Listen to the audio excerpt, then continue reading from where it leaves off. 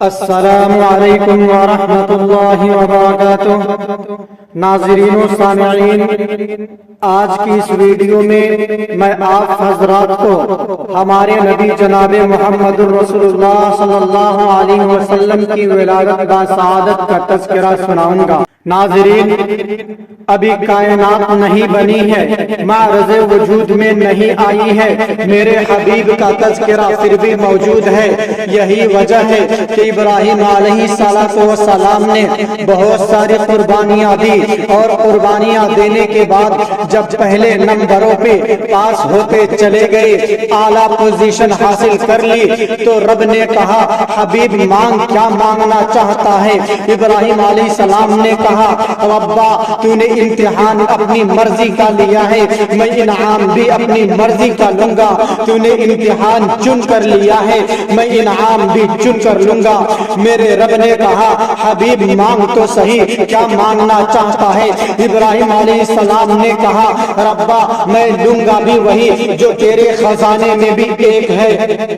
ابراہیم علیہ السلام نے فرمایا ربنا وابعث فیہم رسولا من انفسہم، میری قوم میں سے، میری نسل میں سے، میری اولاد میں سے، میرے خون میں سے ایک نبی ایسا بھیج دے جو ان خوبیوں کا مالک ہو۔ ابراہیم علیہ السلام نے سارے امتحانات پاس کرنے کے بعد میرے اور آپ کے نبی کو مانگا۔ ابھی ہمارے نبی پیدا نہیں ہوئے تھے۔ ابراہیم علیہ السلام نے اوصاف پہلے ذکر کر دی۔ اللہ نے کہا ابراہیم تو نے امتحان دینے میں کمال کر دیا ہے، میں انعام دینے میں بھی کمال کر دوں گا۔ حضرت عیسیٰ علیہ السلام تشریف لائے، اور جب حضرت عیسیٰ علیہ السلام تشریف لائے تو سائل نے سوال کیا ہوگا کہ عیسیٰ ابن مریم تم کیوں آئے ہو؟ جواب دیا وَمُبَشِّرًا بِرَسُولٍ يَأْتِي مِن بَعْدِ اسْمُهُ أَحْمَدَ، کہ میں تو خوشخبری دینے آیا ہوں کہ میرے بعد ایک نبی آئے گا جس کا نام احمد ہو۔ جی ہاں، ابھی آپ دنیا میں نہیں آئے، آپ کے تذکرے پہلے سے موجود ہیں، آپ کے تذکرے پہلے سے کیے گئے ہیں۔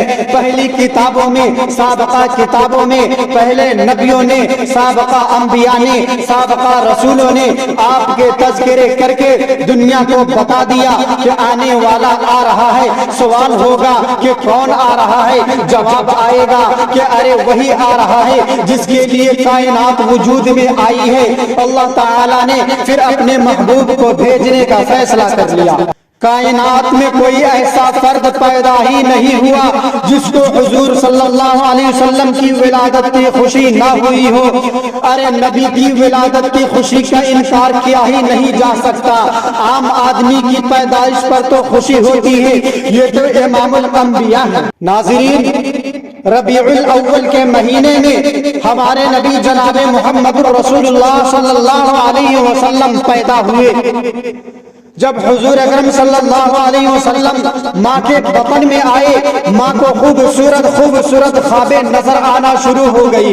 ماں کہتی ہے میں جب پاؤں زمین پر رکھتی ہوں، پہلے نوکیلے پتھر میرے پاؤں پر لگتے تھے، لیکن اب یوں لگتا ہے جیسے کسی قالین پر رکھ رہی ہوں، یوں لگتا ہے جیسے ململ پہ رکھ رہی ہوں، یوں لگتا ہے جیسے کسی نرم جگہ پہ رکھ رہی ہوں۔ راستے سے گزرتی ہوں، پتھر سلام کرتے ہیں، درخت سلام کرتے ہیں، پتے سلام کرتے ہیں، دھوپ میں نکلتی ہوں، بادل سایہ کرنے لگتے ہیں، جسم میں ایسی خوشبو پیدا ہو گئی۔ میرے سسر حضرت عبد المطلب کہتے ہیں بہو تیرے شوہر کا انتقال ہو گیا ہے، تو ایسی خوشبو کہاں سے لاتی ہے، کہاں سے خریدتی ہے؟ میں جواب میں کہتی ابا میں کسی دکان میں نہیں گئی، میں کسی بازار میں نہیں گئی، میں کسی جگہ میں نہیں گئی، میں تو گھر سے باہر ہی نہیں نکلتی، میں خوشبو کی دکان نہیں دیکھی۔ عبد المطلب کہتے ہیں تو پھر ایسی خوشبو کہاں سے آتی ہے؟ میں نے آج تک ایسی خوشبو سنا ہی نہیں۔ حضرت آمنہ فرماتی ہے کہ جب سے یہ بچہ میرے بطن میں آیا ہے ایسی خوشبو آتی ہے، ایسی خوشبو آتی ہے کہ کائنات میں کہیں ہے۔ حضرت آمنہ فرماتی ہیں کہ جب سے یہ بچہ میرے بطن میں آیا ہے میں زمزم بھرنے جاتی ہوں، پہلے جب میں اپنا ڈول کنویں کے اندر پھینکتی تو میرا ڈول پانی کی طرف جاتا تھا، اور اب میں اپنا ڈول کنویں میں ڈالنا چاہتی ہوں کہ پانی خود بخود کنویں کے منہ تک آ جاتا ہے۔ ناظرین، پیغمبر ماں کے بطن میں آ گیا، ماں کو عزتیں اور عظمتیں مل گئی۔ حضرت آمنہ فرماتی ہے صبح صادق کے وقت جب بچے کی ولادت ہوئی تو عام بچوں کی طرح کسی ہسپتال میں نہیں، کسی تکلیف میں نہیں، کسی دائی کی ضرورت نہیں پڑی۔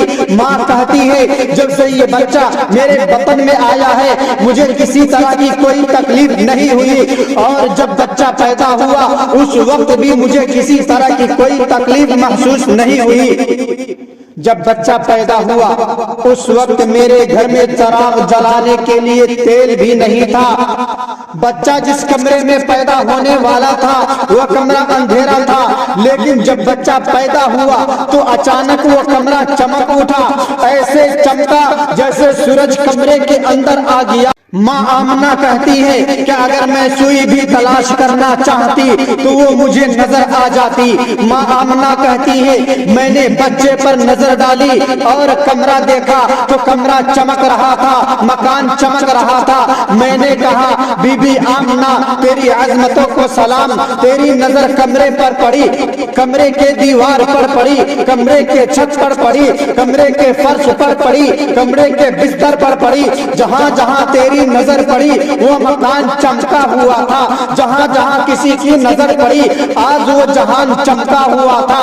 آسمانوں پر خوشیاں تھی، دریاؤں میں خوشیاں تھی، سمندروں میں خوشیاں تھی، ہواؤں میں خوشیاں تھی، فضاؤں میں خوشیاں تھی، جنگلات میں خوشیاں تھی، کائنات میں ہر چیز پر خوشی کا سما تھا، مگر شیطان کے دل پر ماتم تھا۔ مکہ کے چوک پر شیطان نے اپنا ہاتھ سینے پر مار کر کہہ رہا تھا ہائے اللہ والا آ گیا، ہائے ایک والا آ گیا، ہائے کائنات کو بدلنے والا آ گیا، اندھیروں کو دور کرنے والا آ گیا، تاریکی اور ظلمت کو ختم کرنے والا آ گیا۔ کائنات کی ہر چیز خوشی منا رہی تھی، شیطان سینے پر ہاتھ مار کر ماتم کی شکل بنا کر نوحہ کر رہا۔ ناظرین، میرا پیغمبر جب پیدا ہوا تو میرے پیغمبر کے حسن کو دیکھ کر ہر شخص کہنے لگا کہ میں نے ایسا حسین بچہ نہیں دیکھا۔ ماں آمنہ کہنے لگی میں نے آج تک ایسا حسین بچہ نہیں دیکھا۔ حضرت عبد المطلب کی نظر پڑی، کہنے لگا میں نے بھی آج تک ایسا حسین بچہ نہیں دیکھا۔ ابو لہب کی نظر پڑی، کہنے لگا میں نے بھی آج تک ایسا حسین بچہ نہیں دیکھا۔ ابو طالب کی نظر پڑی، کہنے لگا میں نے بھی آج تک ایسا حسین بچہ نہیں دیکھا۔ اللہ نے جبریل امی سے کہا جبرائیل تو بھی جا، تو بھی دیکھ، چہرے پر نظر گاڑ، تو نے بھی ایسا حسین بچہ دیکھا ہے یا نہیں دیکھا؟ جبریل امی نے کہا اللہ میں نے بھی آج تک ایسا حسین بچہ نہیں دیکھا۔ آمنہ نے چند بچے دیکھے، ابو طالب نے چند بچے دیکھے، ابو لہب نے چند بچے دیکھے، عبد المطلب نے مکہ کے بچوں کو دیکھا۔ جبریل امی تو نے عرش دیکھا، فرش دیکھا، شرق دیکھا، غرب دیکھا، شمال دیکھا، جنوب دیکھا، حسینوں کو دیکھا، جمیلوں کو دیکھا، خوبصورتوں کو دیکھا۔ تیری نظر میں حسن یوسف بھی ہے، دم عیسیٰ بھی ہے، ید بیضا بھی ہے۔ تو نے یوسف کے حسن پر نظر بھی گاڑی ہے، جس کے چہرے کو دیکھ کر مصر کی عورتوں نے اپنے ہاتھوں کی انگلیاں کاٹ ڈالی، پھل نہیں کٹا، انگلیاں کٹ گئی، پتہ ہی نہیں چلا۔ تو نے ایسا حسین دیکھا تھا۔ جا در نبوت پہ جا، در مصطفیٰ پہ جا، در محمد پہ جا، چہرے سے کپڑے ہٹا، چہرے پر نظریں گڑا، تو نے ایسا حسین بچہ دیکھا ہے یا نہیں دیکھا؟ جبریل ابھی آتے ہیں، چہرے پر نظر گاڑتے ہیں، نگاہ حضور کے چہرے پر رکھ کر فیصلہ سناتے ہیں ربا میں نے شرق دیکھا، غرب دیکھا، شمال دیکھا، جنوب دیکھا، بچے دیکھے، جوان دیکھے، حسین دیکھے، جمیل دیکھے، باکمال دیکھے۔ اللہ میں تو دنیا کے کونے کونے تک گھوما ہوں، میں تو دنیا کے چپے چپے تک گھوما ہوں، میں تو دنیا کے گوشے گوشے تک گھوما ہوں، لیکن آج تک میں نے ایسا حسین و جمیل اور خوبصورت بچہ نہیں۔ میرے رب نے کہا جبرائیل تو کہاں دیکھتا، میکائیل تو کہاں دیکھتا، اسرافیل تو کہاں دیکھتا، عزرائیل تو کہاں دیکھتا، آمنہ تو کہاں دیکھتی، عبد المطلب تو کہاں دیکھتا، तालिब तू कहाँ देखता, अबू लहब तू कहाँ देखता। मुझे अपनी खुदाई की कसम है, मैं खुदा ने ऐसा बच्चा पैदा ही नहीं किया। नाज़रीन, उस वक्त अरब का दस्तूर ये था कि जब बच्चा पैदा होता तो देहात के इलाके से औरतें आ जाती थी, दाइयाँ आ जाती थी और बच्चे को ले जाती थी पालने के लिए। यहाँ सूरत हाल ये है कि हुजूर अकरम सल्लल्लाहु अलैहि वसल्लम की विलादत से पहले आपके अब्बा हजरत अब्दुल्ला का इंतकाल हो गया और आप बाद में पैदा हुए।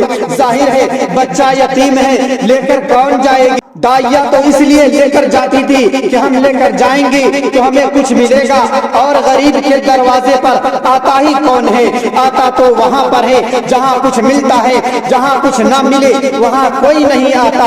लिहाजा एक दाई आई दरवाजे से चली गई, दूसरी आई दरवाजे से चली गई, तीसरी दाई आई दरवाजे से चली गई, कई दाइयाँ आई दरवाजे से चली गई, अंदर नहीं गई। कहने वाला कहता है ये अंदर गई नहीं, मैंने कहा नहीं नहीं इन्हें अंदर जाने नहीं दिया गया। कहने वाला कहता है कि कई दाइयाँ वापस हो गई, मैंने कहा नहीं नहीं उन्हें वापस कर दिया गया।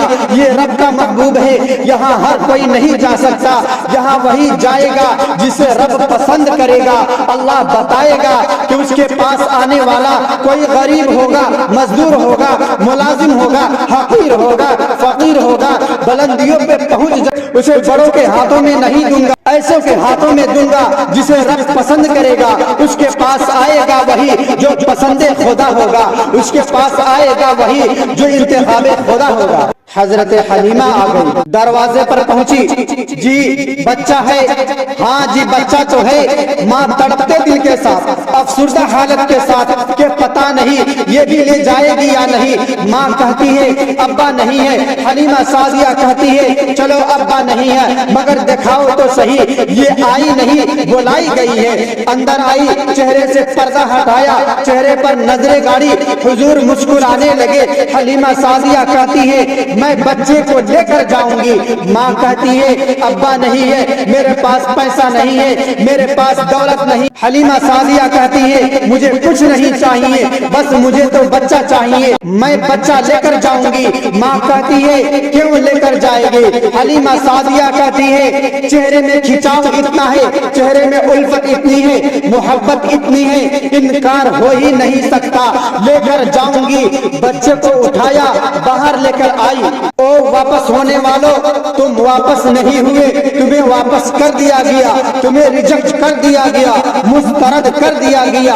ये अल्लाह की अमानत है, हर किसी को नहीं मिलती। ये हलीमा सादिया की किस्मत में है। हलीमा बच्चे को लेती है, उठनी पे बैठाती है। जिस उठनी पे बैठाया वो कमजोर होने की वजह से, नहीफ होने की वजह से और ताकत में कम होने की वजह से एक साथ चली थी ताइफ से। बाकी सहेलियां पहले पहुंच गई थी, ये लेट से पहुंची, ताखीर से पहुंची। उठनी कमजोर थी, हड्डियों का बिछड़ा थी, चल नहीं सकती थी। लेकिन मक्के से वापसी के वक्त हमारे नबी जनाब मोहम्मद रसूलुल्लाह सल्लल्लाहु अलैहि वसल्लम को उठनी पे आगे बिठाया और उठनी को चला दिया। अब उठनी चल नहीं रही थी बल्कि उड़ रही थी, तेज कदमों के साथ इतनी तेजी से चलती है कि उन सहेलियों की ताकतवर उठनियां पीछे होती चली गई। सहेलियां आवाज देकर कहती है हलीमा रुक तो सही, बता तो सही। हलीमा कहती है अरे पहले रकाम मेरे हाथ में थी, अब किसी और के हाथ में है, रोकना मेरे बस में नहीं है। सहेलियां कहती है अरे हलीमा रुक तो सही, जवाब तो दे, सवाल तो कर। हलीमा कहती है अरे कमाल सवारी में नहीं है, कमाल तो सवार में है।